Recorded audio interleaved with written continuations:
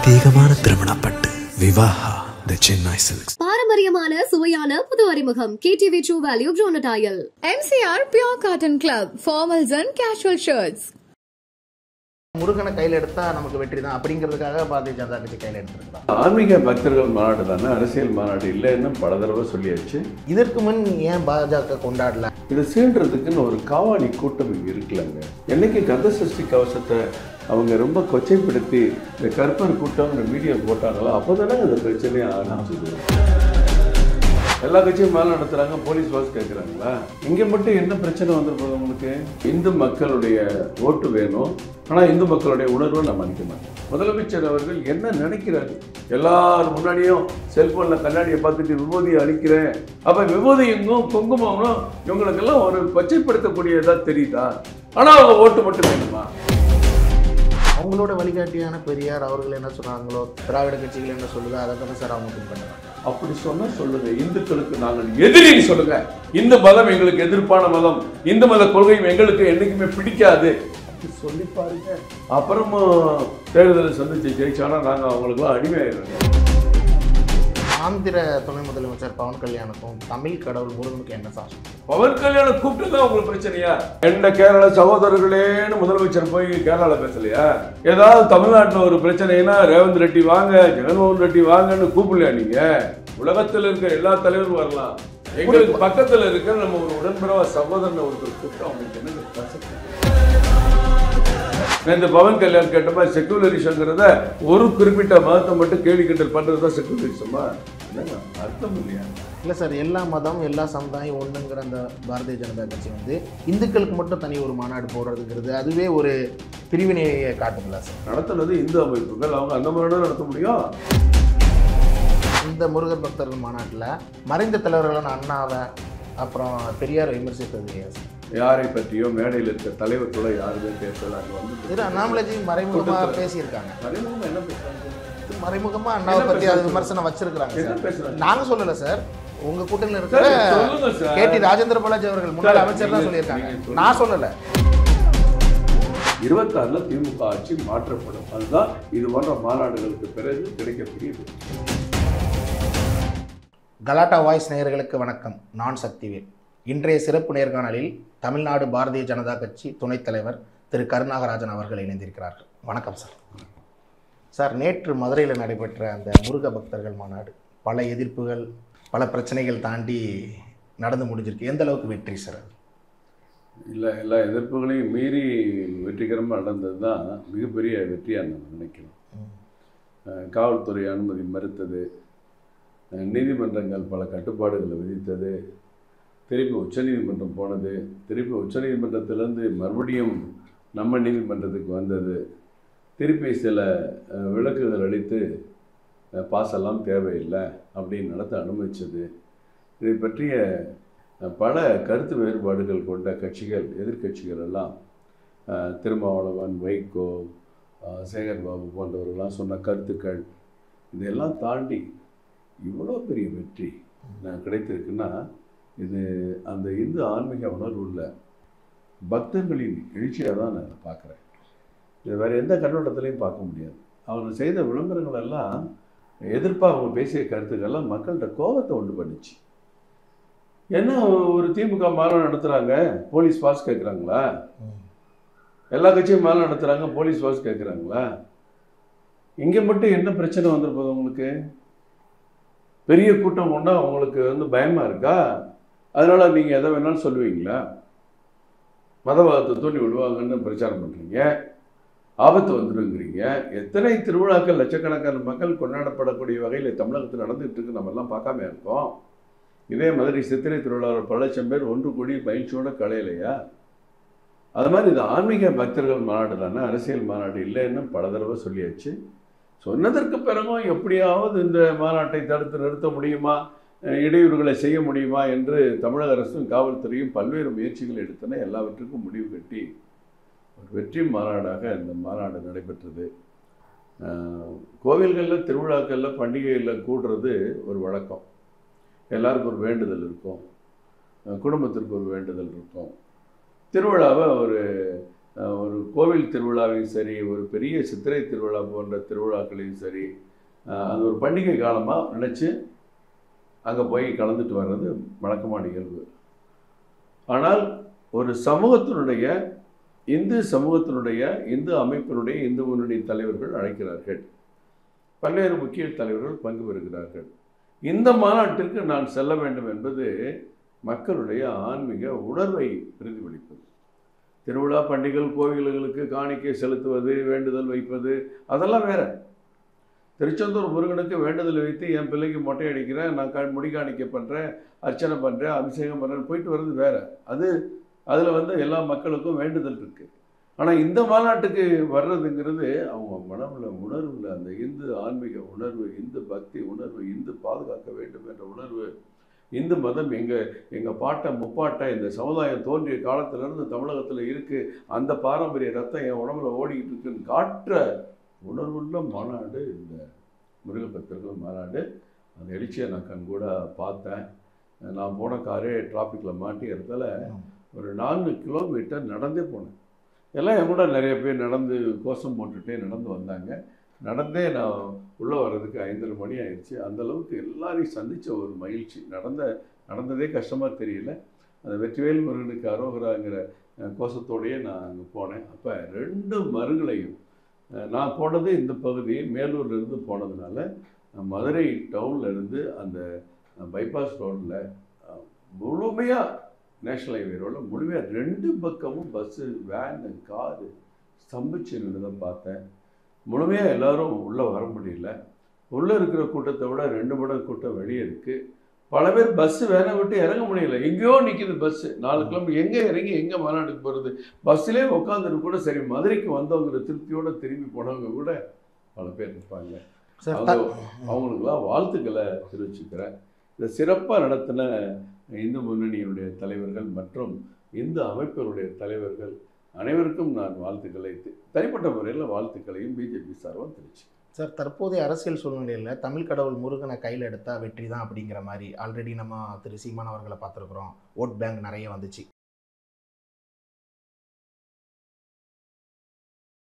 இப்போ திரு சேகர்பாபு அவர்களாக இருக்கட்டும், குடமுழுக்கு, திருச்செந்தூர் முருகனுக்கு குடமுழுக்கு இப்படிங்கிறது இந்த திருச்செந்தூர் அதாவது முருகனை கையில் எடுத்தால் நமக்கு வெற்றி தான் அப்படிங்கிறதுக்காக பாரதிய ஜனதா கட்சி கையில் எடுத்துருக்குதா? அப்படி இல்லைங்க. நீங்கள் எங்களுக்கு எப்போ இந்த முருகனை பற்றி மிக அக்கறையோடு நாங்கள் அதை கவனிக்க ஆரம்பித்தோம். நம்மோட்டுக்கு இந்து மத ஆன்மீக பழக்க வழக்கங்களில் வேண்டுதலில் வணங்குதல் விழாக்களை கலந்துக்கிறது இந்து மதம் அது பாட்டுக்கு அமைதியாக தாங்க இருக்குது. இதை சீன்றதுக்குன்னு ஒரு காவாணி கூட்டம் இங்கே இருக்குல்லங்க. என்றைக்கு கந்த சஷ்டி கவசத்தை அவங்க ரொம்ப கொச்சைப்படுத்தி இந்த கற்பர் கூட்டங்கிற வீடியோ போட்டாங்களோ அப்போ தானே அந்த பிரச்சனையே ஆரம்பிச்சுது. முருகனை நம்ம தூக்கி பிடிக்கணுமா? முருகன் தாங்க நம்மளை தூக்கி பிடிக்கிறாரு. அந்த தெய்வம் தானங்க அந்த தமிழ்நாட்டை, இந்திய மக்களை எல்லா ஊர்லேயும். நீங்கள் கர்நாடகத்தில் இருக்கிற கர்நாடகத்தில் எத்தனை பேருக்கு சுப்பிரமணியன்னு பேர் இருக்குது தெரியுமா? ஆந்திரா தெலுங்கானாவில் இருக்குது தெரியுமா? தமிழ் கடவுள் முருகன் இருக்கு, இந்தியா பூரா இருக்காருங்க, உலகம் பூரா இருக்காங்க. நம்ம ஊரில் தைப்பூசம் கொண்டாடுறதை விட பினாங்கிலையும் கோலாலம்பூர்லையும் கொண்டாடிட்டு இருக்காங்க. இதற்கு முன் ஏன் பாஜக கொண்டாடல? அதை தான் கேட்குறாங்க சார். சார், இனிமேல் இப்படிலாம் கொண்டாடணும். இந்து மக்களுடைய ஓட்டு வேணும். ஆனால் இந்து மக்களுடைய உணர்வை நான் மதிக்க மாட்டேன். இந்து மக்களை வேட்பாளரை நிப்பாட்டி நான் ஜெயிப்பேன். ஆனால் இந்து கடவுள்களை பற்றி அருவருப்பாக பேசுவேன். இந்து பழக்க வழக்கங்களை மட்டும் கேலி கிண்டல் பண்ணுவேன். உலகின் மிகப்பெரிய இந்து நாடு, இந்து மக்கள் வாழக்கூடிய நாடு, 123 கோடி இந்து மக்கள் வாழக்கூடிய இந்த நாட்டில் இந்து கடவுள்களை அவமரியாதை செய்வேன். இதுதான் உங்கள் லட்சியம், கொள்கை, நோக்கணும் ஒரு பக்கம் இந்து மக்களை இந்துக்கள் என்றாலே திருடர்கள் என்று பெயர் என்று முன்னாள் முதலமைச்சர் பேசினார். அது களத்தில் இப்போ நீங்கள் பதிவு பார்த்தீங்கன்னா தெரியும். ராமர் ஒரு குடிகாரர்னு பேசினார். ராமர் பாலம் கட்டு இருக்கு அப்படின்னா ராமர் என்ன இன்ஜினியரானு கலைஞர் கருணாநிதி கேட்டார். அதே திமுக இன்றைக்கு முத்தமிழ் முருகன் மாநாடு நடத்துது, நடிப்பு. அதே திமுகவில் 90% இந்துக்கள் இருக்காங்கன்னு கதை விடுறாங்க, அது ஒரு நடிப்பு. அந்த பக்கம் நடிப்பை வச்சுட்டு ஸ்ரீரங்கத்துக்கு முதல்வர்கள் போனார்னா அவர் நெத்தியில் வைக்கிற குங்குமத்தை வெட்ட வெளியில் அழிக்கிறாரு. ஏன் நீங்கள் அப்புறம் காரில் போய் கூட அழிச்சு தொலைங்க. இப்போ என்ன ஆச்சு? யார் வருத்தப்பட போகிறா? அங்கேயே எல்லாரும் முன்னாடி அழிக்கிறத வந்து நீங்கள் என்ன உணர்வை காட்டுறீங்க? முதலமைச்சர் அவர்கள் என்ன நினைக்கிறாரு? நான் பாருங்கள் எல்லாரும் முன்னாடி குங்குமத்தை அடிக்கிறேன், எல்லாரும் முன்னாடியும் செல்ஃபோனில் கண்ணாடியை பார்த்துட்டு விபூதியை அழிக்கிறேன், திருமாவளவன் காட்டுறாரு. இவங்கெல்லாம் என்ன நினைக்கிறாங்க? அப்போ விபூதியும் குங்குமமும் இவங்களுக்கெல்லாம் ஒரு கொச்சைப்படுத்தக்கூடியதாக தெரியுதா? ஆனால் அவங்க ஓட்டு மட்டும் வேணுமா சார்? ஒரு மனிதனுக்கு என்ன சார் அடிப்படை? அவங்க குடும்பம், அவங்க பாரம்பரிய கலாச்சாரம், எங்கள் தாத்தா, எங்கள் அப்பா அம்மா, எங்கள் பாட்டி பாட்டை, எங்கள் ஊரில் இருக்கிற குலதெய்வம் உட்பட எங்களுக்கு வழிகாட்டிய பெற்றோர்கள் என்ன சொல்கிறாங்களோ அது. இதுதான் நம்ம வாழ்க்கை. அவருடைய உலகத்தில் எல்லா மதமும் அதுதான் செய்யுது. அவங்களோட வழிகாட்டியான பெரியார் அவர்கள் என்ன சொல்கிறாங்களோ, திராவிட கட்சிகள் என்ன சொல்லுதோ அதை தானே சார் அவங்க பின்பற்றுறாங்க. அப்படி சொன்னால் சொல்லுங்கள், இந்துக்களுக்கு நாங்கள் எதிரின்னு சொல்லுங்கள். அப்படி சொல்லுங்க சார், நான் ஒத்துக்கிறேன் சார். நீங்களாம் உண்மையான நெஞ்சுரம் மிக்க தலைவர்கள்லாம் இந்துக்கள் ஓட்டு வேண்டாம், இந்துக்கள் எங்களுக்கு எதிரி, இந்து மதம் எங்களுக்கு எதிர்ப்பான மதம், இந்து மத கொள்கையும் எங்களுக்கு என்னைக்குமே பிடிக்காது அப்படி சொல்லி பாருங்க. அப்புறமும் தேர்தலை சந்திச்சு ஜெயிச்சானா நாங்கள் அவங்களுக்குலாம் அடிமையாயிடுறோங்க. சொல்கிறாங்களே சார் அடிக்கடி இந்துவை எதிர்க்கல, இந்துத்துவா தான் எதிர்க்கிறோம் அப்படின்ட்டு. இந்துத்துவா இந்துன்னு என்னங்க மண்ணாங்கட்டி வித்தியாசம் உங்களுக்கு? ரெண்டுமே ஒன்று தானே. எல்லா மக்களையும் முட்டாளாக்குறீங்களா? எல்லா மக்களையும் இழிச்சவனாக்குறீங்களா? ரெண்டும் ஒன்று தானே சார். என்ன சார் ரெண்டுக்கு வித்தியாசம்? நீங்கள் சொல்லுங்க பார்ப்போம். விபூதி வச்சா அழிக்கிறீங்க, குங்குமம் வச்சா அழிக்கிறீங்க. இதை விட மோசமான ஒரு மத வெறுப்பை நீங்கள் காட்டணுமா மக்களுக்கு? இதை விட ஒரு மோசமான மத வெறுப்பு இருக்குமா? யோசிச்சு பாருங்க. அப்புறம் என்ன இந்துத்துவா? இந்துத்துவா என்ன? இந்து கொள்கைகள், இந்து லட்சியம், இந்து ஆன்மீகத்தை காப்பாற்றுறது, வளர்க்குறது நம்ம பாரம்பரியம். இந்த பாரம்பரியம் சுதந்திரத்துக்கு பின்னாடி வந்துச்சா? வெள்ளையர்கள் வந்த பிறகு வந்துச்சா? பண்டைய காலத்தில் ஆயிரக்கணக்கான ஆண்டுக்கு முன்னாடி தஞ்சை ராஜராஜ சோழன் பிரகதீஸ்வரர் கோயில் தாங்க கட்டினாரு.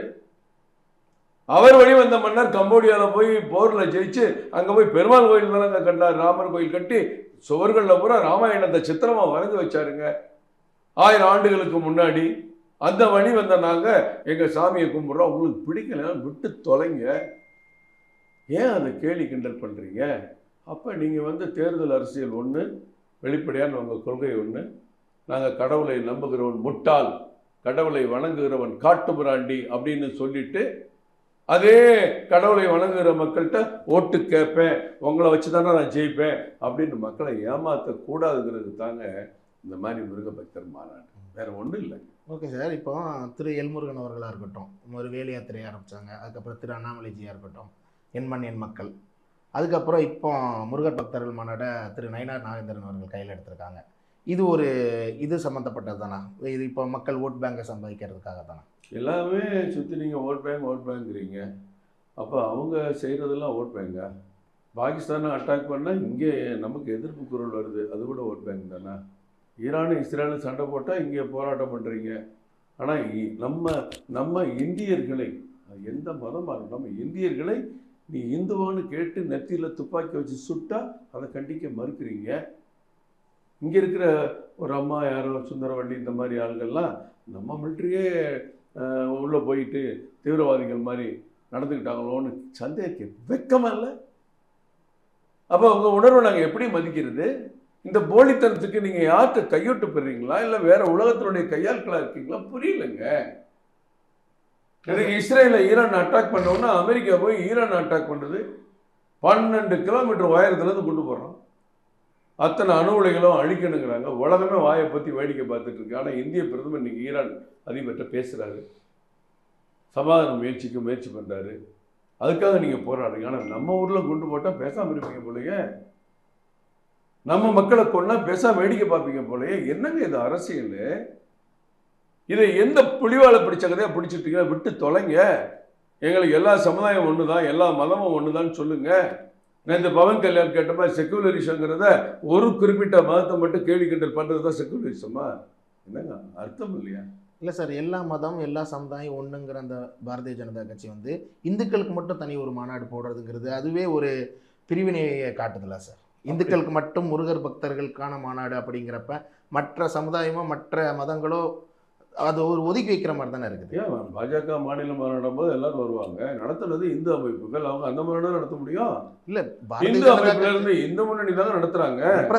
இந்து முன்னணி வந்து இஸ்லாமியர் மாநாடு நடத்த முடியுமா? எப்படி நடத்த முடியும்? அங்கதான் நவாஸ்கனி திமுக எம்பி போய் நான் மட்டன் பிரியாணி இங்கே உட்காந்து நடிப்பேன்னு அவன் கையில் எலும்பு கறியை கொடுத்து உட்காந்து ஃபோட்டோவுக்கு போஸ்ட் கொடுத்து வீடியோ போட்டுக்கிட்டு இருக்காங்களே, அதெல்லாம் நீங்கள் என்ன வேடிக்கை பார்க்குறீங்களா? அப்போ பிரச்சனை எங்கே உருவாகுது? யார் உருவாக்குற? இந்த மாநாட்டுக்கே ஒரு அடிப்படை வேகம் வேணும், உணர்வு வேணும். இந்த மாதிரி தவறான வழியில் போகிறாங்களே, ஒரு நாடாளுமன்ற உறுப்பினர் இப்படி போகிறது எவ்வளோ பெரிய முட்டாள்தனம் அப்படின்னு காட்டுறதுக்கு தான் சார் அந்த மாநாடு. மாநாட்டு அரங்கத்துக்குள்ள காவல்துறை இல்லை சார். ஆனால் ஒரு சின்ன அசம்பாவிதம் கூட இல்லாமல், எந்த பிரச்சனையும் சலசலப்பு இல்லாமல், மாநாடு நிறைவு பெற்ற போது மழைத்தூரல் வெட்டுச்சு. ஆனால் தொடங்கியதுலேருந்து மழைத்தூரல் பேசிக்கிட்டே இருந்துச்சு. ஒருத்தர் கூட கலையில சார் மழை வருதுன்ட்டு. அதையும் அத்தனை பேர் தலையெல்லாம் நனைஞ்சு கூட உட்காந்து ஒரு துளி கண்ணை மூடாம நிகழ்ச்சியை பார்த்து ரசித்து கொண்டாடி உணர்வோட அரோகரான் கோஷம் பட்டு சொல்லவே முடியாது. அங்கே வந்திருக்க ஒவ்வொரு மக்களுக்கும் ஒரு உணர்ச்சி பிழம்பாக மாறி இருப்பாங்க. அவங்களுக்கு அந்த அந்த உணர்வு வந்திருக்கும். ஆகா, அவங்க என்ன சொல்கிறாங்க, நீங்கள் நல்லா இருங்க, முருகன் உங்களுக்கு எல்லாம் செய்வார், நீங்கள் முருகனை நம்பி இங்கே வந்திருக்கீங்க. ஆனால் முருகனை குறை சொல்கிறவங்கள, முருகனை வணங்குற மக்களை குறை சொல்கிறவங்க, முருகன் சார்ந்த மதத்தை குறை சொல்கிறோம், நீங்கள் கண்டிப்பாக தண்டனை கொடுக்கணும் அப்படின்னு கேட்குறேன். ஜனநாயகம் எப்படி முக்கியமாக சார் இந்த முருகர் பக்தர்கள் மாநாட்டில் மறைந்த தலைவர்களான அண்ணாவை அப்புறம் பெரியார் விமர்சித்தது ஏன் சார்? அது வந்து இந்து முன்னணி ஒரு வரலாறு ஏவி போடுறாங்க. அந்த ஏவியில் அவங்க எதெல்லாம் கடந்து வந்தாங்க உங்களுக்குலாம் தெரியும். இதே திராவிட கட்சி, திராவிட ஆதரவான இயக்கங்களை வச்சுட்டு தானங்க என்னங்க ராமர் படத்தை செருப்பால் அடிக்கிற மாதிரி ஊர்வலம் கொண்டு போலேங்க. அதெல்லாம் உடைச்சவங்க இன்னைக்கு செய்ய சொல்லுங்க பார்ப்போம். இல்லை சார், உங்க கூட்டணியில் இருக்கிற அண்ணாவை தலைவரா நியமித்து அண்ணா திராவிட முன்னேற்ற கழகத்தோட கூட்டணி கட்சிக்கு இதுக்கு அவர்களுக்கு அழைப்பு விடுத்திருக்கீங்க, அவங்கள முன்னாடி உட்கார வச்சிருக்கீங்க. கூட்டணி கட்சிக்கு இதுக்கெல்லாம் சம்மந்தம் இல்லை. அது அது வேற காலம்.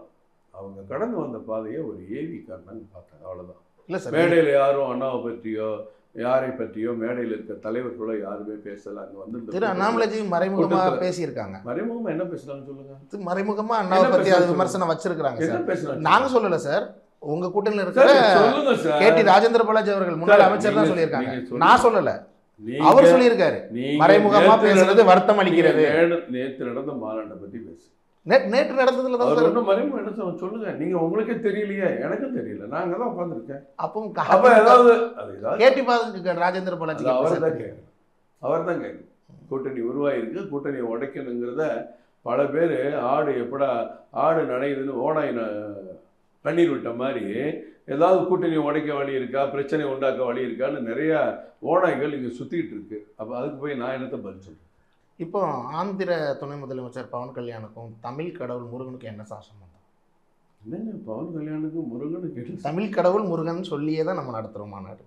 ஆந்திர துணை முதலமைச்சர் பவன் கல்யாணுக்கும் தமிழ் கடவுள் முருகன் என்ன சம்பந்தம்? என்ன எதுக்கு பவன் கல்யாணம் என்ன அடையாளப்படுத்த விரும்புறீங்க? ஆந்திர துணை முதலமைச்சர் என்ன ஆந்திரா தமிழ்நாடு கடவுள் எந்த கேரள சகோதரர்களேன்னு முதலமைச்சர் போய் கேரளால பேசலையா? ஏதாவது தமிழ்நாட்டில் ஒரு பிரச்சனைனா ரேவந்த் ரெட்டி வாங்க, ஜெகன்மோகன் ரெட்டி வாங்கன்னு கூப்பிடலையா நீங்க? அப்பெல்லாம் உங்களுக்கு ஜெகன்மோகன் ரெட்டி இனிச்சது, ரேவந்த் ரெட்டி தமிழ்நாட்டுக்கு வந்தா இனிக்குது, பவன் கல்யாணம் மட்டும் வந்தா கசக்குதா? கட்சி கூட்டணி யோசிச்சு பாருங்க. கட்சி கூட்டணி மண்ணாங்கட்டி எதுக்கு நீ கூப்பிடுறவங்க? அப்பா அவருடைய கலைஞர் அவருடைய விழாவுக்கு நீங்க கூப்பிடலையா? தமிழ் கடவுள் உங்க ஆட்சி அமைக்கிறதுக்கு நீங்க கூப்பிடலையா? எதுக்கு கூப்பிடுறீங்க? கடவுள் முருகன் காரணம் சார். நிறைய தலைவர்கள் இருக்காங்களே, ஏன் குறிப்பா ஆந்திர துணை முதலமைச்சர் பவன் கல்யாணம் கூப்பிடணும் அப்படிங்கிறது? ஆந்திராவில் யார் வேணாலும் கூப்பிடுவோம். கடவுளை அவர் வந்து அவருடைய பேச்சை நீங்க கவனிச்சிங்களா? முருகன் அவர் மனசுல இருக்காருங்க. அவர் இவ்வளவு பேசின பிறகு இப்படி ஒரு கேள்வியை முட்டாள்தனமா சில பேர் கேட்டுட்டு இருக்காங்க. பவன் கல்யாணம் ஆந்திராவிலும் வந்தாலும் அடையாளப்படுத்த விரும்புறீங்களா, இல்ல அவர் தெலுங்கு பேசுறவரு நீங்க அடையாளப்படுத்த விரும்புறீங்களா? திமுக அடையாளப்படுத்த விரும்புதா? ஒரு தெலுங்கனை ஏன் கூட்டிட்டு வந்து கேட்பீங்களா? கேட்டிருக்காங்க சார்.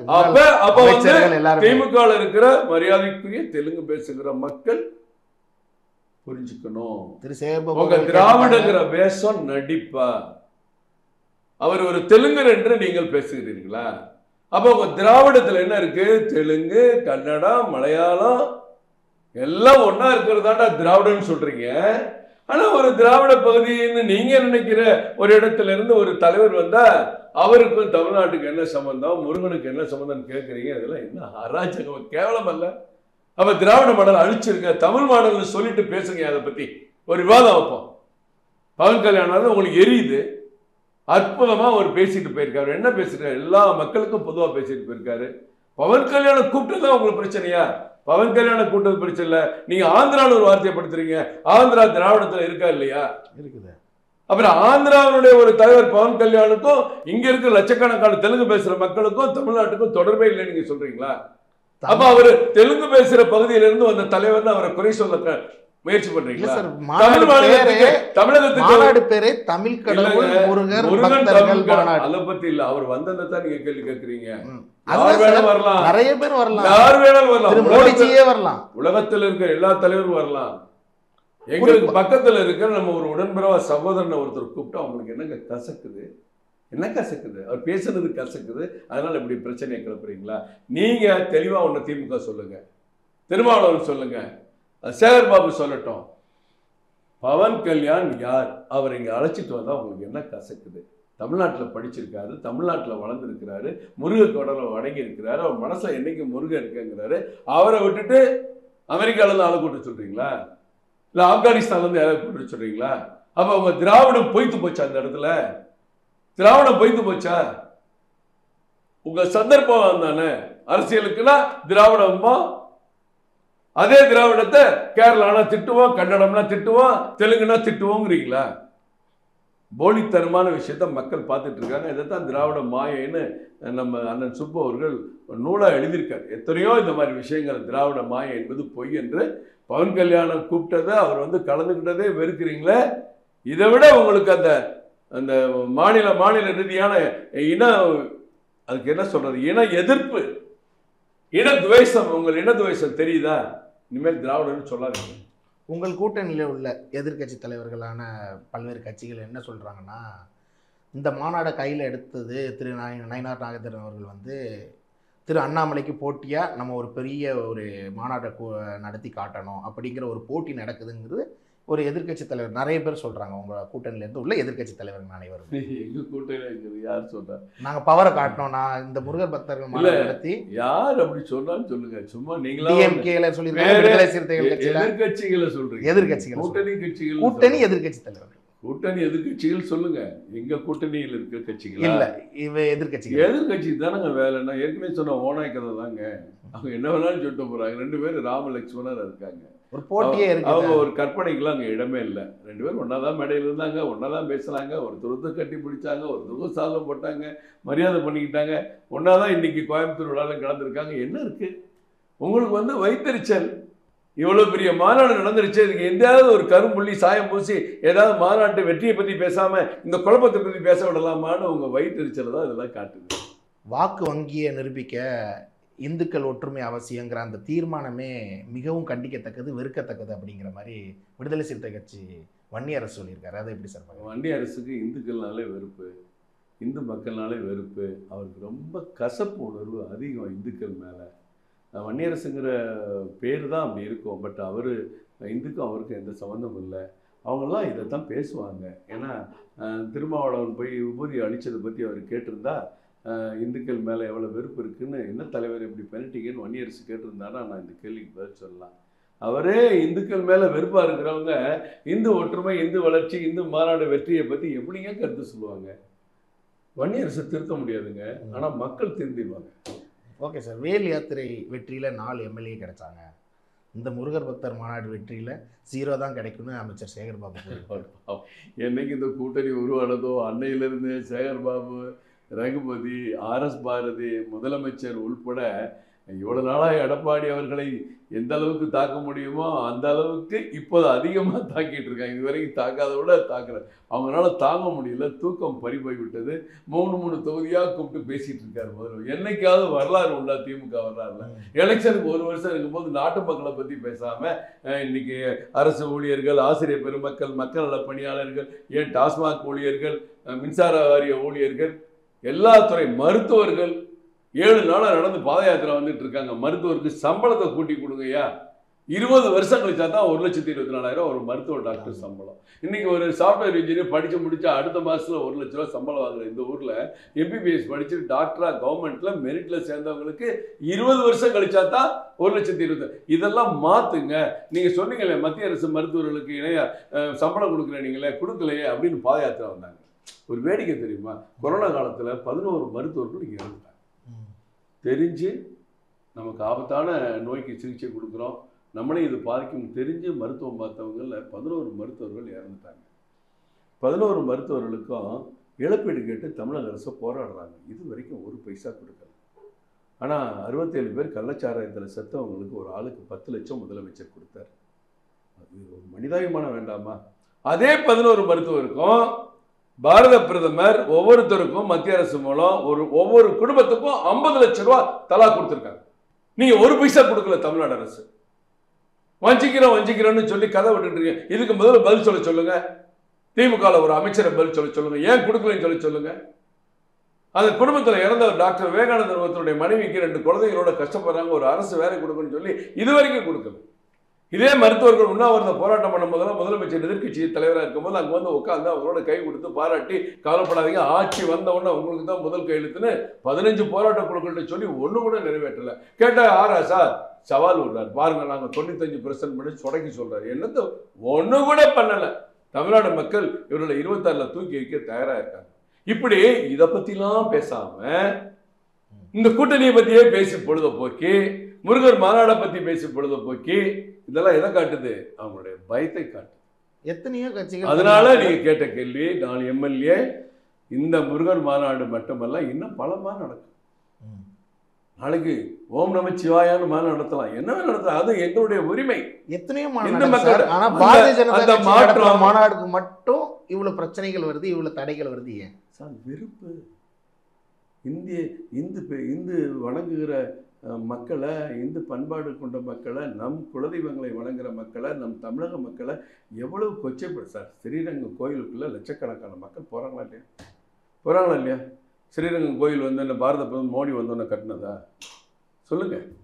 இல்லை பிஜேபி உருவான பிறகு கட்டினதா? எத்தனை அதெல்லாம் நினைச்சு பார்த்து அந்த பெருமையை நினைச்சு சாமியை கும்பிட்டு வெளியே வந்தால், எதிரில் கடவுளை கும்பிட்டு வந்தால் நீ காட்ட முன்னாடினான்னு போர்டு வைக்கிறதுக்கு எத்தனை வருஷம் இந்த மக்களை நீங்க ஏமாத்திருப்பீங்க. அதுக்காக இந்துக்களை அதெல்லாம் அதற்காக மட்டும் இந்துக்களை தனியா பிரிச்சு, நாம் இந்துக்கள் நம் தனியா ஒரு மாநாடு நடத்துவோம் அப்படிங்கிற மாதிரி பிரிக்கிற மாதிரி தானே இருக்குது. பிரிக்கிற மாதிரி இல்லை, நீ யாருன்னு புரிஞ்சுக்க.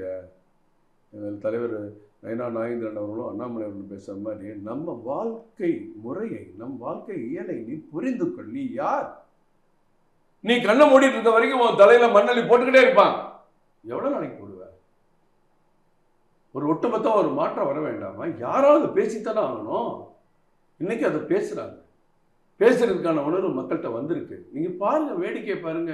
எத்தனை MLA ஜெயிச்சு போறோங்கிறத விட 26ல் திமுக ஆட்சி மாற்றப்படும். அதுதான் இது போன்ற மாநாடுகளுக்கு பிறகு கிடைக்கக்கூடிய வெற்றி. ஓகே சார், நன்றி சார். மணப்பெண்ணின் பிரத்யேகமான திருமணப்பட்டு விவாஹா தி சென்னை சில்க்ஸ். பாரம்பரியமான சுவையான புது அறிமுகம் KTV True Value Bronatile. MCR Pure Cotton Club, formals and casual shirts.